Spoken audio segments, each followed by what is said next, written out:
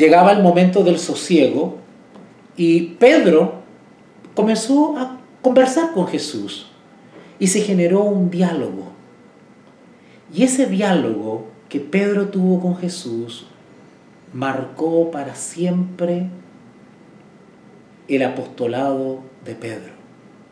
Cuando ya no estuvo Jesús en persona, Pedro recordaba esas palabras como un imperativo, como una orden dada por su amigo, su maestro.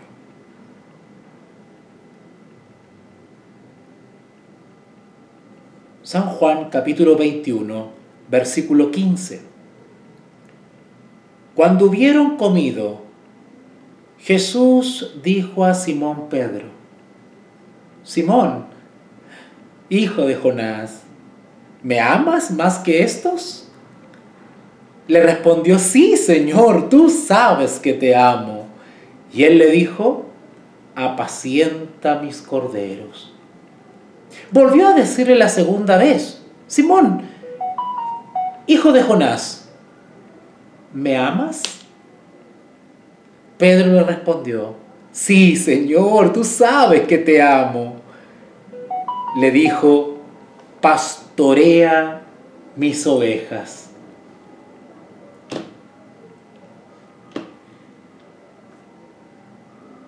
Versículo 17. Le dijo la tercera vez: Simón, hijo de Jonás, ¿me amas? Pedro se entristeció de que dijese tercera vez: ¿me amas? Y le respondió: Señor, tú lo sabes todo, tú sabes que te amo. Jesús le dijo: apacienta mis ovejas. De cierto te digo, cuando eras más joven te ceñías e ibas a donde querías, mas cuando ya seas viejo extenderás tus manos y te ceñirá otro y te llevará a donde no quieras. Esto dijo, dando a entender con qué muerte había de glorificar a Dios. Y dicho esto, añadió: sígueme.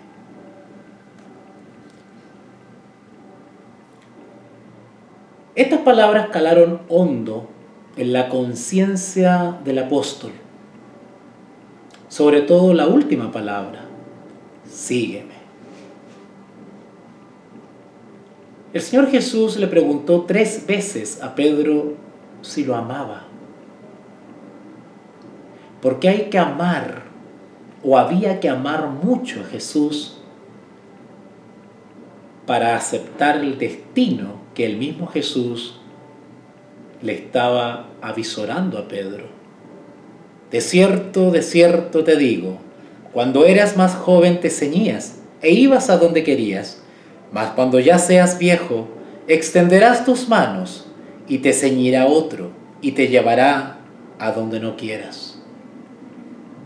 Jesús le anunció cómo iba a morir. Le dijo su destino. Le dijo: serás mártir y necesitas amarme para llegar a ese extremo de entregar tu vida por mí. Me tienes que amar mucho, porque lo que se te viene no es fácil, Pedro. Porque cuando eras joven te ceñías e ibas a donde querías, hacías tu voluntad. Mas cuando ya seas viejo, extenderás tus manos y te ceñirá otro y te llevará a donde no quieres ir. Esto dijo, dando a entender con qué muerte había de glorificar a Dios. Y dicho esto, le dijo: a pesar de lo que te he dicho, sígueme. Esto marcó para siempre al apóstol Pedro. Y habiendo leído esto, vamos a entender por qué Pedro escribió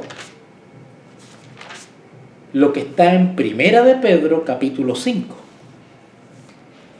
Primera de Pedro, capítulo 5. Y ahora sí arrancamos.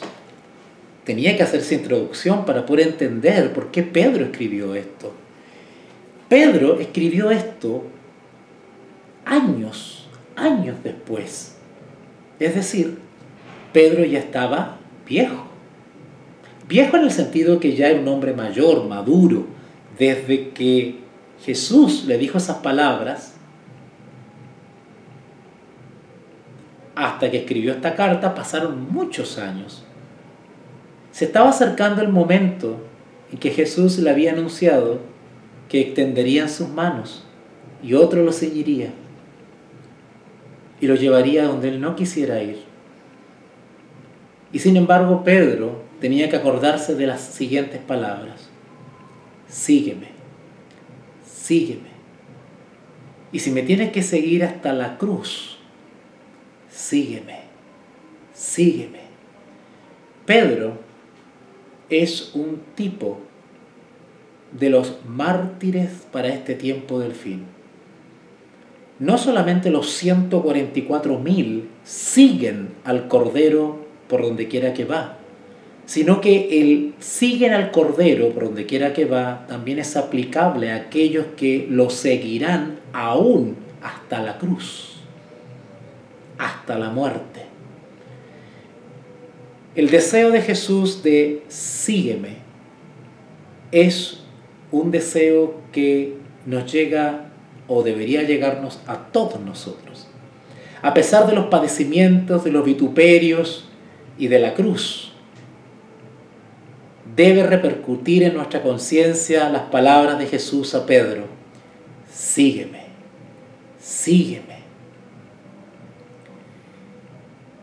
El apóstol ha aprendido de la experiencia al viajar, atender a los hermanos, hablarles del Maestro. Pedro se gozaba en las iglesias y en las congregaciones hablando de Jesús. Pedro, al tener un conocimiento personal de Jesús, podía dar detalles increíbles de la vida de Jesús. Y las congregaciones y los grupos de hermanos que se reunían en distintas partes, en la dispersión del Ponto, de Bitinia, de Asia Menor, todos los grupos esperaban ansiosos al famoso Pedro, uno de los apóstoles que había vivido con Jesús, del cual se decía que había negado alguna vez a Jesús, pero también que había dado grandes discursos y batallas, de aquel que había llorado amargamente y se había arrepentido de todo corazón, aquel apóstol que sanaba a los enfermos, aquel apóstol que incluso hasta su sombra o la imposición de manos, su sola orden sanaba a los enfermos. Aquel Pedro se acercaba a las iglesias, se corría la voz por toda la comarca. Los hombres y mujeres del campo, niños, jóvenes, se hablaba de boca en boca del tal Pedro, un hombre arrebatado y apasionado, que era pescador, pero que el maestro de Galilea lo hizo pescador de hombres, un hombre rudo y osado, arriesgado, pero que el Señor Jesús lo transformó por su gracia. Pronto se acercaría para hablarnos personalmente de lo que él había visto y oído del Maestro. Las iglesias estaban atentas, todos en silencio, una reverencia en las congregaciones que la gente no se daba ni siquiera la molestia hasta de respirar fuerte. Respiraban suavecitos para no se podían perder nada de los relatos de Pedro. No había micrófonos, no había internet, no habían sistemas de amplificación.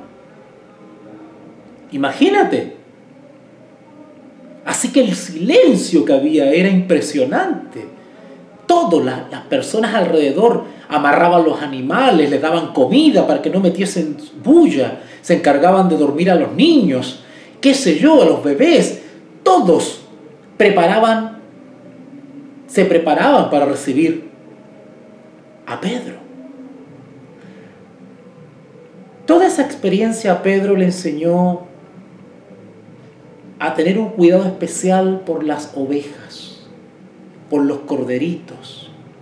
Y como su pastor, amigo y Señor, él también como pastor tenía que dedicar el mismo amor y la misma entrega que dedicó Jesús a él. Él tenía que tener la misma paciencia que Jesús tuvo con él. Él, como pastor, también tenía que perdonar como Jesús lo perdonó. Él también tenía que tener paciencia, como también Jesús lo tuvo con él.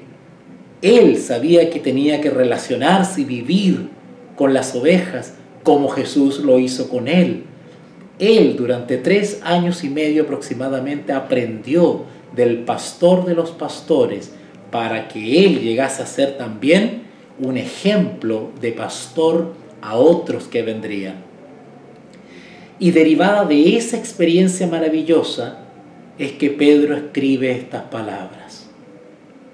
Primera de Pedro, capítulo 5, versículo 1. Ruego a los ancianos. Cuando dice aquí ancianos, no necesariamente se refiere a un cargo que se llama anciano, como ahora, ¿verdad? Uno dice el anciano, el hermano anciano, ¿verdad? Y puede ser un inexperto de 25 años que nombran de anciano. Acá no se refiere al anciano en cuanto a cargo como tal, el cargo que se llama anciano, ¿cierto? Un cargo, ¿cierto? Una especie de título. No. Literalmente, la preferencia de la iglesia era de nombrar ancianos de edad. Preferentemente se designaba para realizar funciones de responsabilidad en la iglesia, en la congregación, a personas probadas, primero de un lindo testimonio. Los ancianos de iglesia tenían que reflejar al maestro, tenían que ser realmente pastores, tenían que reflejar el espíritu y la ternura de Jesús, porque eran aquellos de los cuales tenían que estar a cargo.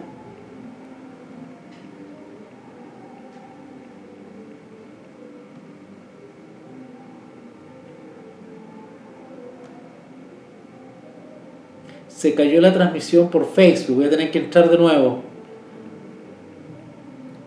Bueno, si me esperan un poquitito, porque se cayó la señal por Facebook, así que me voy a volver a conectar. Ajá. Ok. Ahí me estoy reconectando en Facebook. Me estoy reconectando en Facebook porque se cayó. Ok. Bueno. Entonces les decía de que cuando dice ancianos, preferentemente eran hermanos de edad avanzada, con experiencia probada y buen testimonio. ¿Okay? Así que Pedro le dice a los ancianos: ruego a los ancianos que están entre vosotros, yo anciano también con ellos. Interesante que dice yo anciano también con ellos. ¿Y qué le dijo Jesús? Cuando seas viejo, ¿se acuerdan? Por eso los llevé a San Juan, porque tiene mucha luz que entregarnos para poder entender las expresiones y las palabras de Pedro acá en el capítulo 5. Recuerden que Jesús le dijo cuando era joven, y después le dijo, pero cuando seas viejo, Y ahora miren lo que dice acá, 1 de Pedro 5:1. Ruego a los ancianos que están entre vosotros, yo anciano también con ellos. ¿Notaron? ¿Notaron?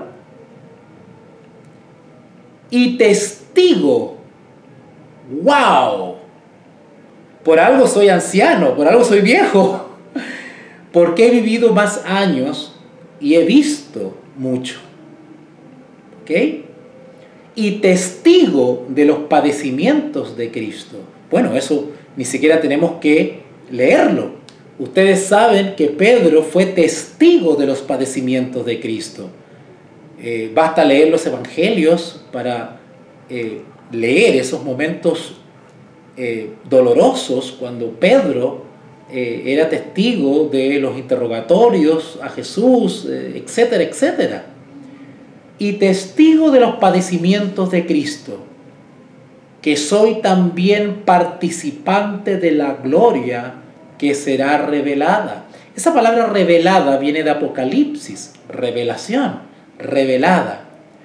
Pedro habla como en presente, porque dice que soy también participante. ¿Notaron? Habla en presente, como que él ya estaría disfrutando de la gloria que será revelada. O sea, hay una gloria, cuando él dice de la gloria que será revelada, se refiere, ¿no es cierto?, a la esperanza de la resurrección, a la esperanza de unirnos con Jesús en gloria en el reino de los cielos. A eso está haciendo referencia cuando dice la gloria que será revelada, pero él lo dice con la fe y lo dice en presente. ¿Por qué? ¿Por qué? ¿Por qué él dice que soy también participante de la gloria? Dice que él es participante de la gloria, pero dice que será revelada. Entonces, ¿cómo es la cosa? Hay una gloria que será revelada y de la cual participaremos y es nuestra esperanza. Pero esa gloria, en su plenitud en el reino de los cielos, todavía no la gustamos.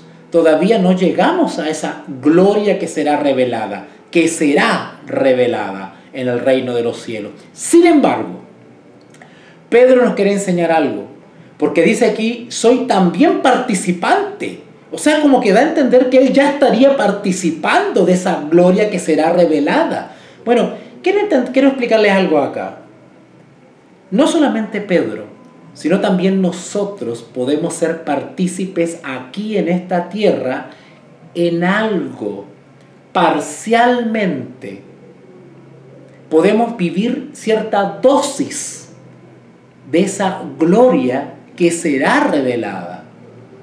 Porque recuerden que nuestro Señor Jesús trajo el reino de la gracia. Vivir en la gracia de Cristo es experimentar algo de la gloria que será revelada. ¿Se acuerdan cuando Pablo dice, hoy vemos por espejo, ¿no es cierto?, oscuramente, ¿verdad? Pero ya veremos claramente, ¿verdad? Bueno, eso hace referencia a que por la fe nosotros vivimos de gloria en gloria, vivimos en el reino de la gracia, podemos vivir con las limitaciones de nuestra esfera, podemos vivir en la gracia de Cristo, en la atmósfera celestial, cultivando pensamientos puros, castos, obedeciendo día a día al Señor y su palabra. El Espíritu Santo puede generar en nosotros un halo, una atmósfera, puede hacernos experimentar el gozo de vivir en la presencia de Jehová, en la presencia de Dios, el refrigerio de la presencia del Señor, llenos del Espíritu Santo. Al ser morada o templo del Espíritu Santo, o como decía Pablo, Cristo mora en mí, ¿no es cierto?, la presencia de Dios en la persona del Espíritu Santo, es ser participantes de la gloria. Porque cuando nuestra vida es transformada por la gracia de Cristo, nosotros glorificamos a Dios en esta tierra. Pero eso solamente es un atisbo de la gloria que será revelada más plenamente cuando nuestros cuerpos sean transformados. Mientras tanto, gustamos de algo de esa gloria. Somos partícipes de esa gloria en la esfera de la gracia, de la transformación del carácter, de la transformación del ser. Podemos vivir por la fe glorificando a Dios. Así que en ese sentido se entiende que Pedro dice que soy también participante de la gloria que será revelada. Interesante, ¿eh? Qué hermoso. Y luego el famoso consejo de Pedro, derivado de lo que leímos en el Evangelio de San Juan. Estoy en 1 de Pedro 5:2. Apacentad la grey de Dios. Interesante, ¿eh? Bello, hermoso. La misma orden que le dio Jesús a él, ahora él se la dice a los ancianos. Porque Pedro ya estaba viejo, anciano. Y Pedro pronto iba a bajar al descanso como mártir. ¿Y quién iba a seguir la labor, o quién debería seguir la labor pastoral? Los ancianos a los cuales él está dirigiendo estos consejos. Pero los ancianos que queden o que quedasen después de la muerte de Pedro deberían reflejar no solamente a Pedro, el testimonio que le da Pedro, sino que también al Maestro, a Jesús.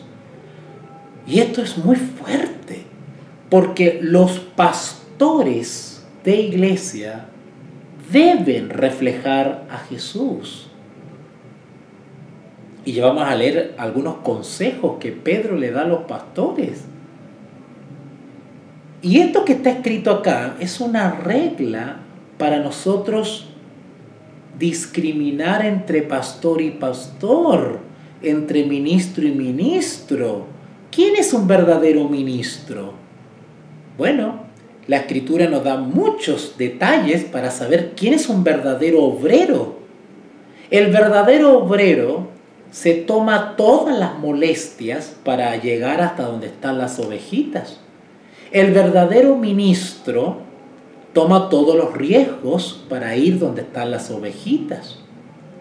Y el verdadero obrero se preocupa de cada una de sus ovejitas.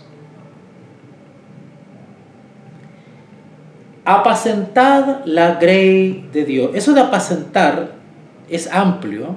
Eso de apacentar tiene que ver con dar consuelo, consejo, orientación, contención, alimentación, un cuidado como de un médico que se encarga de un convaleciente. Un cuidado. ¿Ah? Como cuando tú haces un tratamiento, ¿no es cierto? Y el especialista constantemente está preocupado de ti, te llama, cómo sigue, ¿no es cierto? Cómo ha estado, cómo ha evolucionado, va siguiendo al enfermito. El apacentar la grey tiene que ver con eso, con hacer un seguimiento, preocuparse, preguntar, ¿cómo estás? ¿Cómo te ha ido? ¿No es cierto? Apacentad la grey de Dios, que está entre vosotros. Y noten los consejos, qué hermosos. Cuidando de ella. Claro, como un pastor cuida su rebaño de los lobos. No por fuerza, ojo. Esto de no por fuerza dice relación con que la labor del anciano, en este caso, o del pastor o del obrero, tiene que ser reflejando la sensibilidad o la ternura que tenía Jesús. A ver, el anciano tiene autoridad, ¿vale? Tiene potestad. Eso es invaluable. Cada obrero tiene cierta cuota de autoridad. Claro que sí. Es verdad eso. ¿Dónde está el problema? Que si el anciano, el pastor o el obrero es carnal, no es espiritual, es decir, no está en Cristo, quiere decir que a ese pastor lo dominan todavía pasiones o defectos de la carne, defectos del carácter. Y va a hacer mal uso de esa autoridad, de esa consideración, de ese respeto que le tiene la grey. Él va a hacer mal uso, porque va a sacar ventaja de ese respeto, de esa consideración, de esa obediencia que tiene la grey a él como anciano. Si no está en Cristo el anciano o el obrero, va a hacer mal uso de esa autoridad. Y eso es lo que sucede hoy en día. Cuando lo que se tiene que hacer es usar esa autoridad para guiar a la grey, ¿no es cierto? Aprovechar que la grey te ve como referente, como ejemplo, ¿no es cierto? Como una voz autorizada, una voz experimentada. Aprovechar esa autoridad de buena manera para encauzar a la congregación hacia una vida piadosa. En ese sentido se usa la autoridad bíblica para encauzar a la grey hacia una vida piadosa. Por eso que acá dice, cuidando de ella, no por fuerza. Ese no por fuerza quiere decir hacer mal uso de la fuerza, o del poder, o de la influencia, sino voluntariamente, no imponerse, no constituirse en voluntad o la conciencia de otra persona, sino que simplemente usar de la autoridad hasta el límite al cual se nos ha dado, no ir más allá de esa autoridad. Acá dice, sino voluntariamente. Lo que tenemos que hacer nosotros es aconsejar, guiar, orientar sabiamente. Sabiamente. No tenemos que hacer notar la autoridad.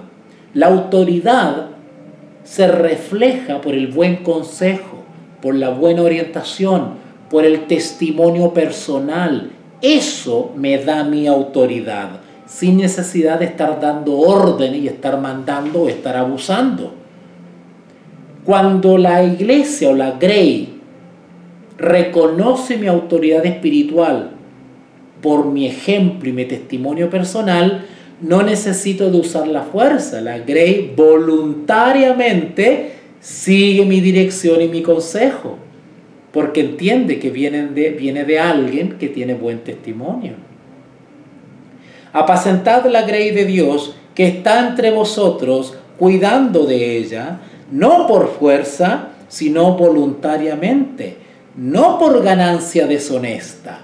¿Qué quiere decir esto de no por ganancia deshonesta?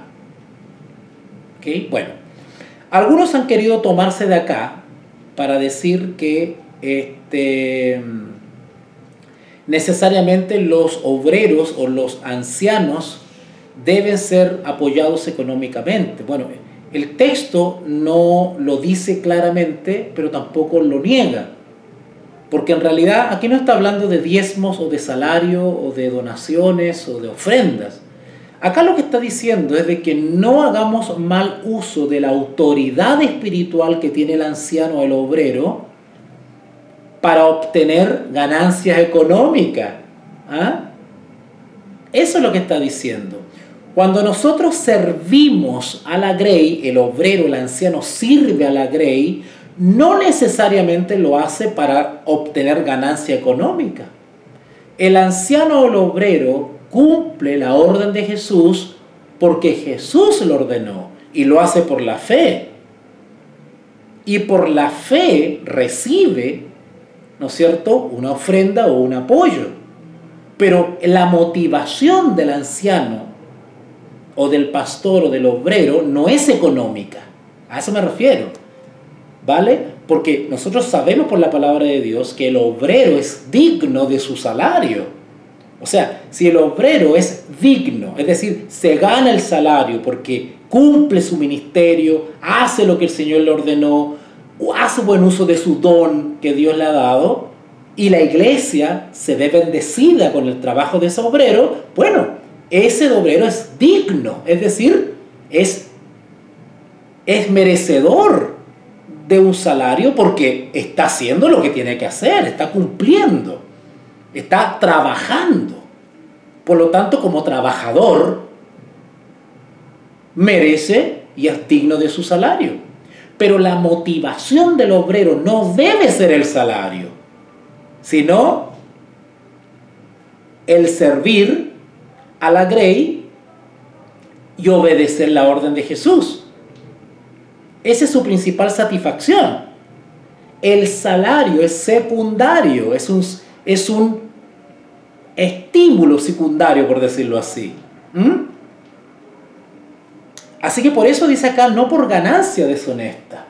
Porque si el obrero hace lo que hace principalmente por el beneficio económico, ya es deshonestidad. Del punto de vista espiritual, es deshonestidad. ¿Ok? Sino con ánimo pronto, es decir, de todo corazón, con buena voluntad. ¿Ok? Versículo 3. No como teniendo señorío sobre los que están a vuestro cuidado. La palabra señorío es lo mismo cuando se habla de enseñorearse. ¿No han escuchado ustedes allá en Génesis cuando dice enseñorearse de las bestias de las bestias del campo? ¿No es cierto? Que los animalitos han sido puestos para que nosotros nos enseñoreemos. Enseñorearse o tener señorío quiere decir que nosotros estamos en un estatus o en una posición superior, porque Dios lo ha querido así. Porque, por ejemplo, en el caso de las bestias, en el caso de los animales, son seres, en cierto sentido, inferiores a nosotros. Así como nosotros somos seres creados inferiores a los ángeles, y los ángeles son creados inferiores a Jesús, ¿no es cierto? Los animalitos y las bestias son inferiores a nosotros. En ese sentido, nosotros nos enseñoreamos de ellos. Pero tampoco, no porque seamos superiores a los animalitos, vamos a abusar de los animalitos, ¿no es cierto? Quiero que se entienda eso. Son seres inferiores, por lo tanto es una locura tratar a los animales como seres humanos. Eso ya es un problema psicológico. No se puede elevar al animal o a la bestia al estatus de una persona humana, por más cariño y amor que tú le tengas a los animalitos. Pero tú no puedes ya caer en un estado patológico de estar tratando a los animales como seres humanos. Cuidado con eso. El mundo está cayendo en esa locura animalista. ¿Han escuchado ustedes eso de los animalistas? ¿Los animalistas? Bueno, la palabra animalista, yo le voy a decir una cosa, y yo sé que hay varios aquí que se van a sorprender de lo que voy a decir, pero por eso yo siempre digo, y por eso yo soy crítico de las sectas destructivas de sostén propio, de origen adventista, porque aparte de las sectas de sostén propio, aparte de ser mediocres y deficitarias intelectualmente, no entienden que esta lucha, aparte de ser espiritual, es una lucha cultural. Porque muchos de los que dicen estar en la verdad presente tienen cierto dominio de la palabra y de las profecías, pero son ignorantes culturalmente, y por ahí les pega el diablo. Bueno, el animalismo, y perdone que me salga de este tema, pero que esto también es una guerra cultural. Y tenemos que dar las dos batallas, la guerra espiritual y la guerra cultural, porque estamos en este mundo.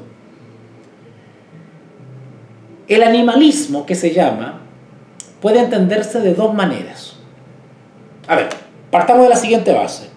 Lo que se conoce actualmente como el animalismo, ¿no es cierto? El animalismo es un movimiento ideológico, político, y que está captando a un montón de gente de buena fe que ama a los animales. Oiga, si no tiene nada de malo tener su mascota, amar los animales, rescatar animalitos, cuidar a los animalitos, tratarlos bien, amarlos. Oye, si eso no tiene nada de malo. ¿Ok? Pero es mejor decir amante de los animales, cuidador de animales, qué sé yo, respetuoso de los animales, pero llamarte animalista, tú ya te estás poniendo en las filas de un movimiento ideológico, político, esquizofrénico. Porque el animalista, porque las personas creen que cuando dicen, ay, sí, yo soy animalista, entonces con eso se identifica porque son amantes de los animales. No, tú puedes ser amante de los animales y no ser animalista. El animalista es la persona que está cayendo en un estado psicológico anormal, que comienza a considerar a los animales como si fuesen personas. De ahí la locura del mundo, ¿no es cierto?, donde le contratan hoteles, ¿no es cierto?, a los animales, les pagan vacaciones a los animales, ¿no es cierto?, hasta se casan con los animales, tienen relaciones sexuales con los animales, ¿no es cierto? cuidado, cuidado con caer en locura. Todo en su justo equilibrio. Si tú puedes amar a los animales, pero no te pases para otro lado. El movimiento animalista es un movimiento deconstructivo, es un movimiento patológico, enfermizo, esquizofrénico, igual que el falso movimiento ecológico. Y podríamos seguir con todos los movimientos que hay de ahora en adelante. El feminismo, ¿no es cierto? El transhumanismo, todo eso, ¿ok? Así que cuidado con eso. Primera de Pedro capítulo 5, versículo 3. No como teniendo señorío, o sea, nosotros no podemos considerar el anciano o el obrero, no puede actuar como nosotros actuamos o deberíamos actuar con los animales, que son seres inferiores, sino que tenemos que actuar como de igual a igual, como hermanos. El obrero no puede tratar como esclavo o como un ser inferior a la grey. No, tiene que comportarse en igualdad de condiciones con la grey. ¿Se está entendiendo? El señorío que tiene el ser humano respecto de la bestia no puede usarse de la misma manera para con otro congénere, con otro ser humano. ¿Ok? No como teniendo señorío sobre los que están a vuestro cuidado, sino siendo ejemplos de la grey. Cuando el anciano, el pastor o el obrero es ejemplo para los hermanos, cuando es digno de su salario, no necesita ejercer señorío, porque su solo testimonio es autoridad. Lo que Pedro está diciendo, que el obrero, si quiere tener autoridad o ejercer de buena manera la autoridad, tiene que usar una autoridad derivada de la moral, su autoridad moral, no política, no coercitiva, no violenta, no abusiva. No. Tenemos que ejercer un señorío, pero desde el punto de vista de la autoridad moral. Que sea eso lo que derribe malos testimonios, malos comentarios, chismes. No, que sea el testimonio personal. ¿Ok? Por ejemplo, en 1 de Pedro 4:14 dice lo siguiente. 1 de Pedro 4:14. Si sois vituperados por el nombre de Cristo, sois bienaventurados, porque el glorioso Espíritu de Dios reposa sobre vosotros. Y ahora escuchen, ciertamente de parte de ellos es blasfemado, pero por vosotros es glorificado. ¿Se dan cuenta? No importa lo que digan de ti como obrero, no importa, pero si tu testimonio personal es correcto, eso a ti te da autoridad moral entre aquellos que te conocen. Los que te conocen personalmente de años, que han visto tu trabajo, tu testimonio, tu esfuerzo, tu dedicación, tu vocación. Bueno, para todas esas personas tú eres una autoridad moral. Porque no solamente hablas, sino que también con tus acciones, con tu conducta, con tu trabajo, tú demuestras, ¿no es cierto?, tu entrega, tu amor, tu ministerio. Eso te da autoridad moral. ¿Ok? Así que quiero que se entienda bien. ¿Tenemos que ejercer autoridad, señorío? Sí, los obreros, sí, pero derivado de una autoridad y un señorío moral. Moral. ¿Ok? Que tu conducta sea una reprensión constante. Tu estilo de vida sea una reprensión para el resto. Bueno, versículo 3 entonces, 1 de Pedro 5:3. No como teniendo señorío sobre los que están a vuestro cuidado, sino siendo ejemplos de la grey. Y cuando aparezca, noten, ¿se acuerdan que en el versículo en el versículo 1 decía que soy también participante de la gloria que será revelada. Bueno, ahora Pedro hace referencia a eso en el versículo 4. Y cuando aparezca, ahí está, la gloria que será revelada. Y cuando aparezca el príncipe de los pastores, es decir, nuestro jefe, el jefe de los jefes, o como dicen en México, el mero mero, claro, el patrón, el jefe, el que mandó a Pedro, y Pedro después le da consejo a todos los ancianos de la iglesia, el jefe de los obreros, nuestro pastor, el verdadero pastor, el maestro. Y cuando aparezca el príncipe de los pastores, vosotros, es decir, los ancianos, Pedro mismo, este servidor, y cuando aparezca el príncipe de los pastores, vosotros recibiréis la corona incorruptible de gloria. En otras palabras, si hacemos bien el trabajo, si cumplimos bien nuestra labor de anciano, de obrero, de pastor, está prometida la corona incorruptible de gloria. Esa es la gloria venidera. Por lo tanto, mientras estemos en esta tierra, a quienes se nos ha llamado a ser obreros, ¿no es cierto?, tenemos que cumplir el mandato de Jesús: apacentad la grey. Y día a día recordar las palabras de Jesús. Anita, ¿me amas más que a esto? Patricia, ¿me amas más que a estos? César, Mónica, ¿me amas más que a estos? Bueno, si la respuesta es sí, ¿qué nos dice Jesús? Apacentad la grey del Señor. Es más, seguramente en su eterno amor, el Espíritu Santo a muchos de nosotros nos va a revelar, así como Jesús le reveló a Pedro cómo iba a morir.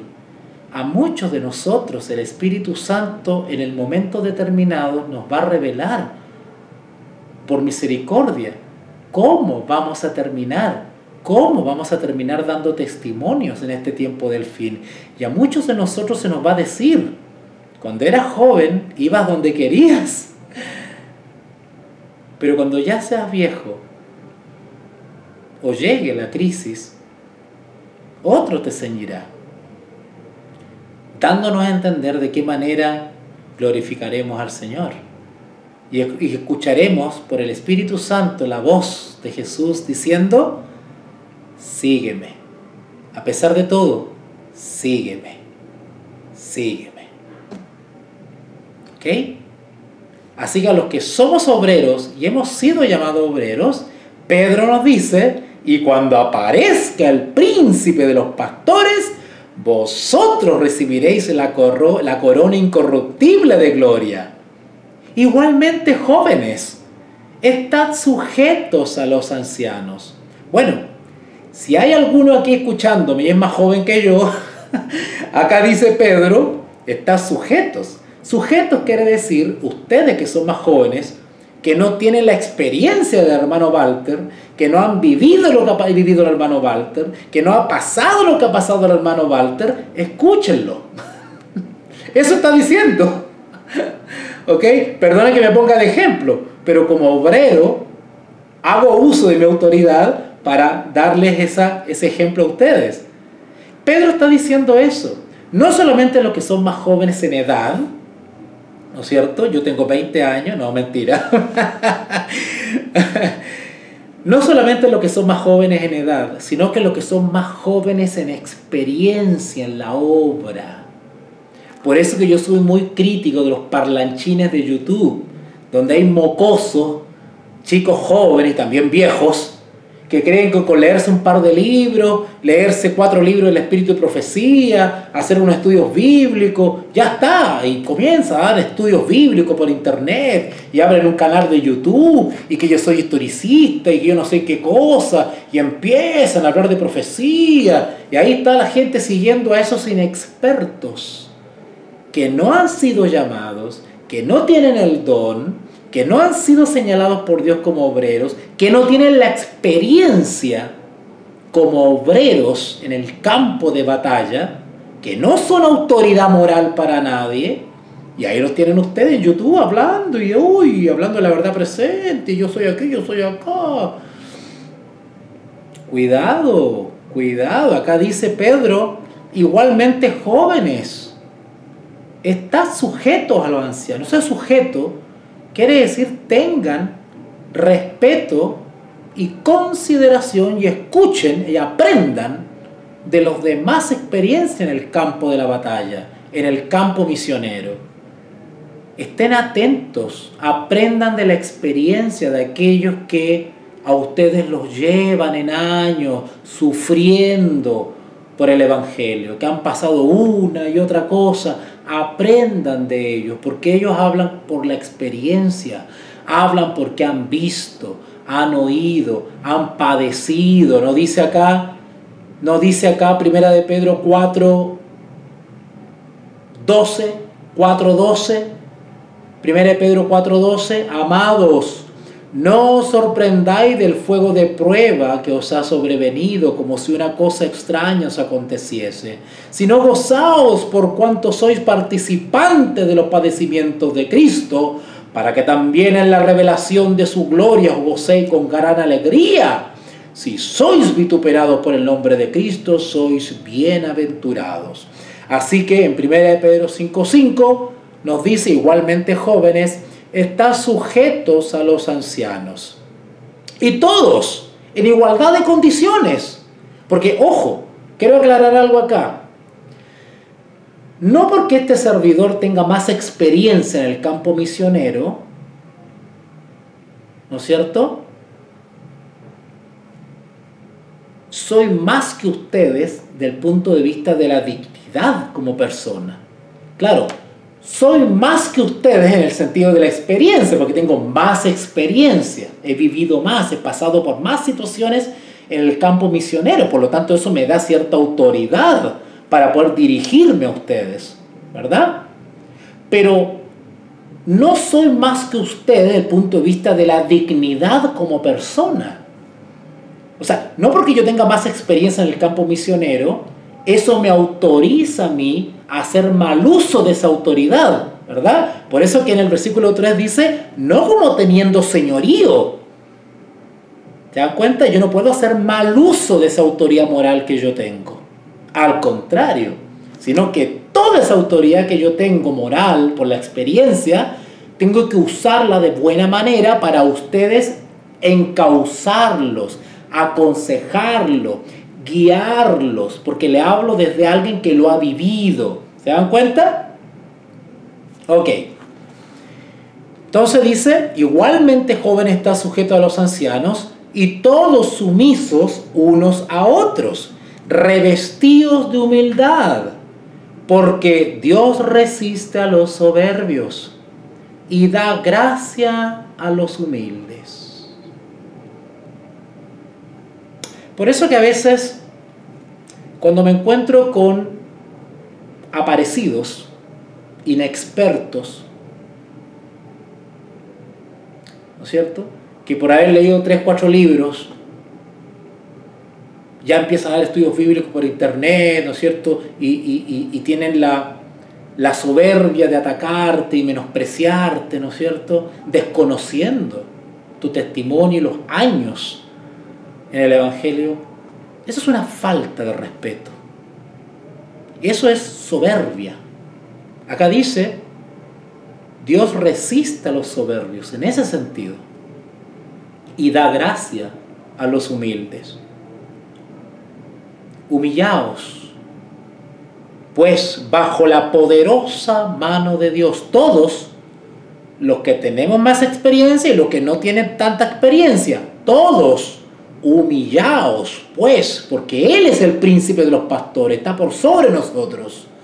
Humillaos, pues, bajo la poderosa mano de Dios, para que Él os exalte cuando fuere tiempo, echando toda vuestra ansiedad o preocupación sobre Él, porque Él tiene cuidado de vosotros.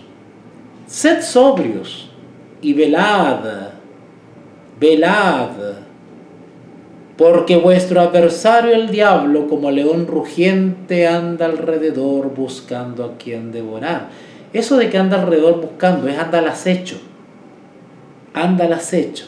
¿Y cuándo tiene éxito el acecho? Cuando nosotros nos descuidamos, perdemos el norte. Por eso dice acá, sed sobrios y velad. Sobrio quiere decir mantener un centro. Y velad, atento a nuestras debilidades y al acecho externo. Sed sobrios y velad. Estoy en 1 de Pedro 5:7. Echando toda vuestra ansiedad sobre Él, porque Él tiene cuidado de vosotros.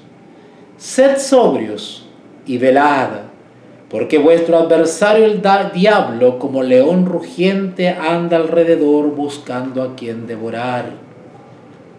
Al cual, al diablo, resistid firmes en la fe, sabiendo que los mismos padecimientos, ojo, cuando acá dice padecimientos, acá dice padecimientos, ¿ok? Es lo mismo que está en 1 de Pedro 4:13. 1 de Pedro 4:13. Sino gozaos por cuanto sois participantes de los padecimientos de Cristo. ¿Cuáles son los padecimientos de Cristo? Cuando dice Pedro padecimientos, ¿se acuerdan que estudiamos eso? ¿A qué se refiere padecimientos? Bueno, el que lee la Biblia o la entiende de manera superficial, lo primero que se le viene a la mente es tortura, persecución, latigazos, crucifixión, ¿no es cierto? Padecimiento. Vituperio, insultos, calumnias, difamaciones, chismeo, víctima de los chismes, padecer, sufrir. Pero el padecimiento es más profundo que eso.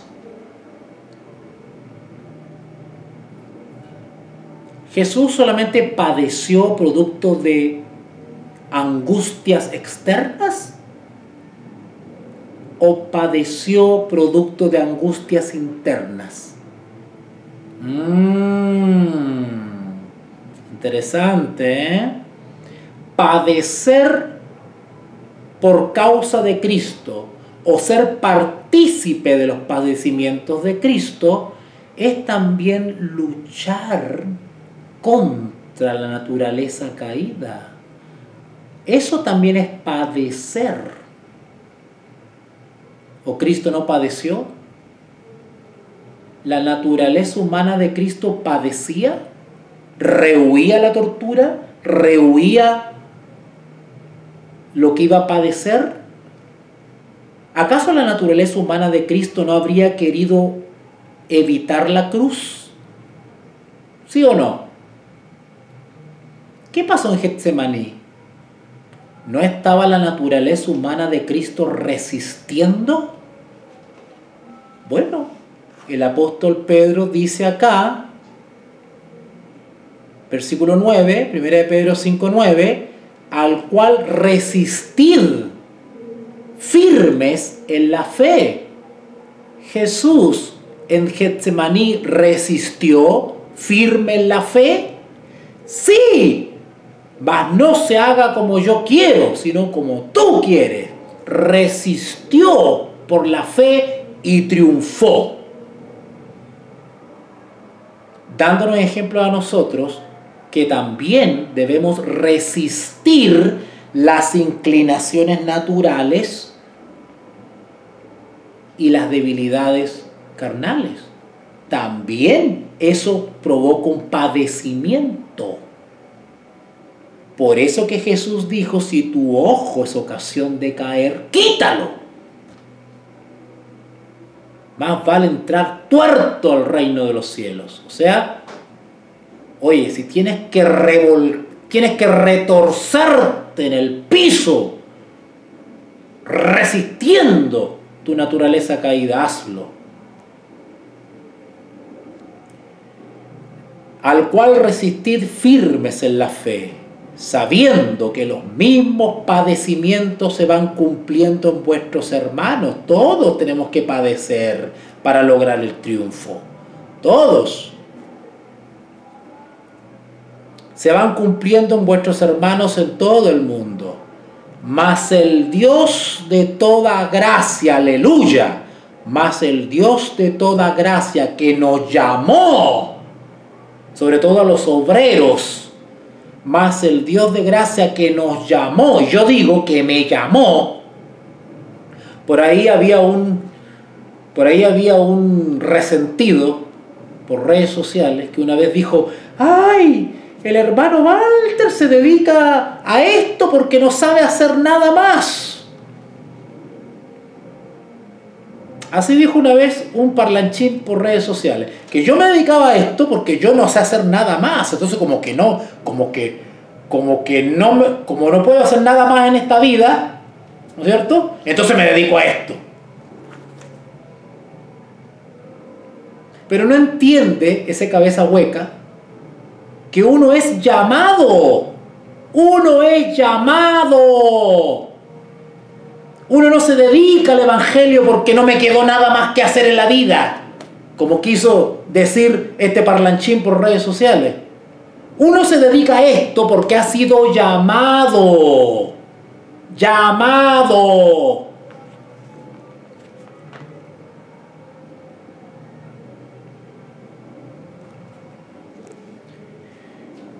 Primera de Pedro, capítulo 5, versículo 10.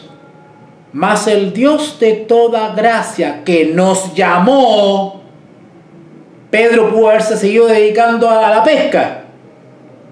Y a lo mejor si hubiese seguido en la pesca, hubiese sido un gran empresario. Quizás hubiese comprado 3, 4, 5 o 10 botes. Hubiese ganado un gran salario, Pedro. Pero Pedro lo dejó todo, porque fue llamado. Y el que es llamado lo deja todo.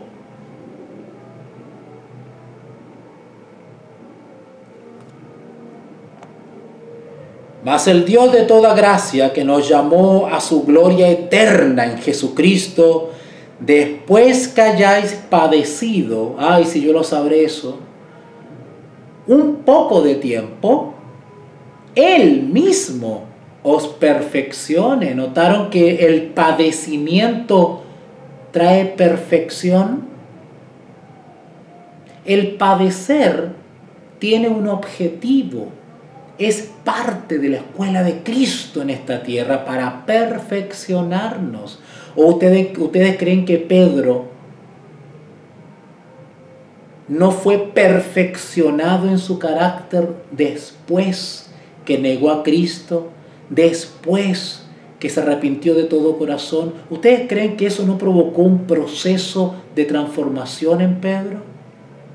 Los padecimientos, si los resistimos con fe, provocan en nosotros un perfeccionamiento. ¿De qué? Un perfeccionamiento del ser, del carácter. Después que hayáis padecido un poco de tiempo, Él mismo os perfeccione, afirme, fortalezca y establezca. Interesante, ¿eh? Interesante que aquellos que aprenden a resistir por la fe, aquellos que entienden que los padecimientos nos perfeccionan, ¿saben cuál es el resultado si pasamos todo ese proceso? El sello. El sello de Dios en nuestra frente es el resultado de resistir por la fe y de soportar con fe los padecimientos. El resultado de eso es el sellamiento. Seremos sellados. ¿Se acuerdan ustedes esa cita del Espíritu de Profecía que dice: el sello no es una marca visible, ¿no es cierto? No, sino que es un afianzamiento en la verdad, de tal manera que los sellados son inconmovibles. ¿Han leído esa cita? Bueno, Acá dice el versículo 10, 1 Pedro 5:10. Mas si el Dios de toda gracia, que nos llamó a su gloria eterna en Jesucristo, después que hayáis padecido un poco de tiempo, noten, Él mismo, Jesús, os perfeccione, afirme, fortalezca y establezca. El sello. Eso es sello. A Él sea la gloria y el imperio por los siglos de los siglos. Amén. Y termina con una salutación final. Terminando ya esta cartita destinada a los hermanos repartidos por toda Asia Menor, el Ponto, Galacia, Bitinia, principalmente gentiles, da algunas instrucciones, Pedro, para que estas cartitas se lean y se diseminen entre las congregaciones.